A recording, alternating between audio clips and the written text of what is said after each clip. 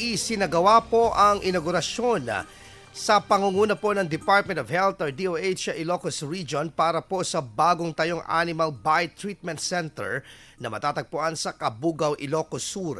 Sa pagbubukas po ng turang pasilidad, binigyang diin po ni DOH Ilocos Regional Director Paula Paz MC Dionco ang kahalagahan po nitong upang patuloy na maiwasan ang kaso ng rabies sa rehiyon. Sa talapon ng ahensya, mayroon ng 4 na naitalang kaso ng sakit sa rehiyon mula nitong Enero 1 hanggang Marso 8 ng kasalukuyang taon.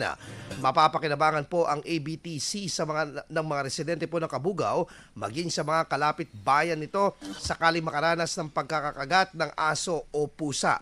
Samantala sa buong Region 1, mayroon ng 78 na accredited ABTCs kung saan mayroong 43 sa Pangasinan, 18 po sa Ilocos Sur, habang 10 naman sa La Union at 6 sa Ilocos Norte. IFM News. IFM News. IFM News.